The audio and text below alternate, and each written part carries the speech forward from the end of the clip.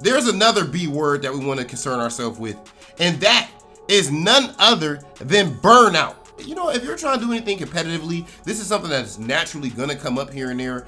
But I feel like the big thing is, well, I guess the first point I'd bring up is that there needs to be some type of a good balance in your life, right? Like, you know, if relationships are bad and, you know, if you're not going outside and touching the grass whatsoever, you know, maybe hitting the gym, you know, whatever, you know, it doesn't have to be a gym, but whatever it is, man, taking time to watch your shows, you know, all of that type of stuff actually affects you in game as well. You know, making sure your money is right. If we just go keep it a buck on here, man, you know, y'all out there broke and struggling to a team, that's gonna be kind of tough for you sometimes. But when it comes to inside of the game, you know, I think that learning is the great counter to burnout.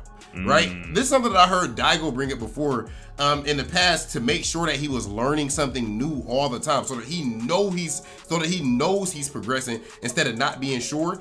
He would take notes. He would write things down. I think I read this in his book, or he might have just said it. But he would actually always write down what he learned on that day, or what he's going to learn on that day. That way, for certain, he knows that he's improving. Something that can lead to burnout is when you just don't realize, how can I put it?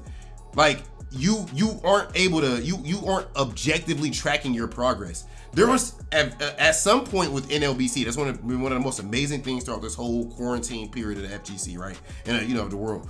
But let's say I did amazing for 6 NLBCs in a row.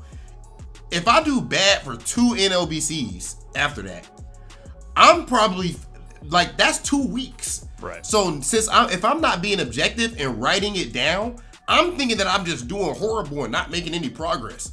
But really, you know, if I was to look back, so that's a big change that I made, is consciously being aware.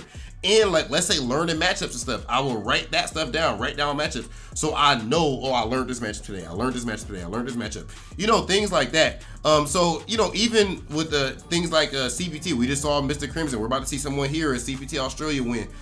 Even winning the big events like this, when the next big event, you know, Evo comes up, or, you know, the whatever, the next NLBCs or whatever, if you get smoked in those, it's easy to, again, be like, yo, man, I suck. Like, what am I doing? So you have to keep things in perspective and track your progress. Right. I think being too results orientated, like you mentioned, can really lead to that, because I've always thought about getting your results in a tournament that's the symptom of acquiring skill, the symptom of improving your gameplay. You can't make that your objective, right? It's what everyone does. People do that all the time. Like, I want to win X. I want to get this rank. I want to have the accolade to prove that I've accomplished something. But really what you should be doing is saying, I want to learn this matchup. I want to learn this technique. I want to improve at X, Y, Z, and try to have these small goals, which are objective things, objective skills that you can acquire and learn.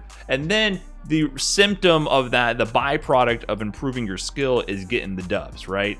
And if you focus on those wins, that is a good way to put yourself in a bad mental state, because I'm telling you, I've been there so many times. You lose that rank set, you lose that tournament match, and man, it's like your whole world falls apart. You got all your eggs in one basket, and that basket was thrown to the ground and trampled upon, and you see the yolks leaking everywhere. You know what I mean? It feels that way after one tournament loss, and it's really something that you have to avoid. So gamifying, I think what you were mentioning with Daigo, and I read that in his book as well, and that's something that I've tried to adapt with Street Fighter 5 especially. Street Fighter 4, I didn't know what I was doing. I was just playing. Street Fighter 5, I try to adapt that philosophy. Gamifying your training, right?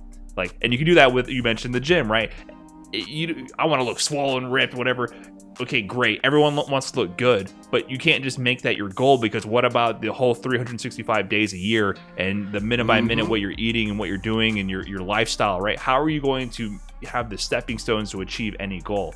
Gamifying your progress in anything in life is a great way to track what you're doing and to stay motivated, because the goals can be so far away. If you want to win Evo, you know how many steps you have to take to get there, right? But what if your goal was to take that first step? And then once you take that first step, your next goal is to take that second step. How many amazing players, how many legendary all-time great players don't have Evo championships. Mm-hmm. You know what I mean? So if you just, but yet they're still GOATs. They're still amazing. They've still won a million other things. So just setting those one super specific goals like that is just, you know, it's asking for trouble. I would say, you know, we're not saying be soft or anything like that, but you know, just the winning, as you said, is a natural. You can have that goal, but at least have the objective goals in between, especially if you're like, you know, if you're a newer player, like, but like you mentioned with Daigo, bro, there's bronze ranked players that are like, you know, I want to be a pro player, bro. You don't know if you want to be a pro player. You don't know that. You have no idea what this is about yet. Right, bro. Like, right. Enjoy yourself. Right. I mean, maybe see if you like learning the game. See if you like competing in the game first, right? Yeah. Becoming a pro at any kind of competitive endeavor, like having that being your starting point is always a little rough. And it's a little naive, right? It's like you're setting yourself up for potential disappointment. If you say, I enjoy learning, so I'm going to keep learning, just keep doing that, and then you might end up in that position where you're like, oh, I can become a pro. Right, you kind of want to end up in that like, oh, wait a minute, I can do this situation. That's what happened. Just natural. It's just like a random natural transition. You want to accidentally kind of get there than to be like, I'm going to do this no matter what. I mean, I don't want to speak for everybody. Some people can achieve that, right? Some people, but those are the outliers, I would say, right? The people who start off, I'm going to achieve this, because you know, at the end of the day, it's a game. Right? Most people are trying to have fun. So if you don't go into this with a healthy mindset and approach, you can easily end up burnt out. So I love that Daigo quote of setting those small goals, man. That's a great way to make sure that your brain stays sharp and you're not just spinning your wheels. Because man, if you could just keep playing and spinning your wheels, you brought it up plenty of times, man. The people with 10 billion hours in the game, but they haven't changed the play style in a bit at all. It's very dangerous trap to fall in. I've fallen into it plenty of times. You know, I'm not perfect at breaking that habit, but it's one of those things that you need to focus on, because you will be in a rut and it will suck. And you know, I would say, just to give people some more directly applicable tips and tricks towards this whole burnout thing. One thing I would suggest is messing around with a new character. You know, that's pretty much guaranteed to take. I'm not gonna lie to y'all, man. Look, I feel kind of bad admitting this. Look, come here, come a little closer. Listen. I've been playing a little bit of Cameo on the side, man. I'm sorry, bro. I know you guys trusted me, man. But I've been playing a little bit of Cameo on the side lately. And I'll be honest about one more thing, man. I've been enjoying it, Brian. Oh no. I've been enjoying myself. Oh, no. I mean, you already play top tier Karen, so I mean, it's to be expected. You know, you like cheap characters. Lying. Yeah, I don't know about cheap. That's straight neutral right there. But you know, I'm sitting there using Cammy, and I'm using that nice stand medium kick, all that walk speed, bro. I'm using dive kicks, jumping across the whole screen. And look, I just brought up jumping. Brian just brought up me being a Karen man, right? What's one thing that Karen can't do? Jump. Right. You know, she has one of the worst jumps in the game. Doesn't matter, she's still amazing, but I'm just bringing it up to say, it's a new aspect. All of a sudden, it's a different part of the game. So now I'm playing a completely different type of game than I was playing with Karen, right? So that alone is automatically really interesting and refreshing. Everything feels new. So you kind of get that new game feeling to a degree, in a sense of the different aspect of the game that you're playing, which also going to make you a better player overall. I guarantee you that. But even outside of that, your losses aren't even going to feel.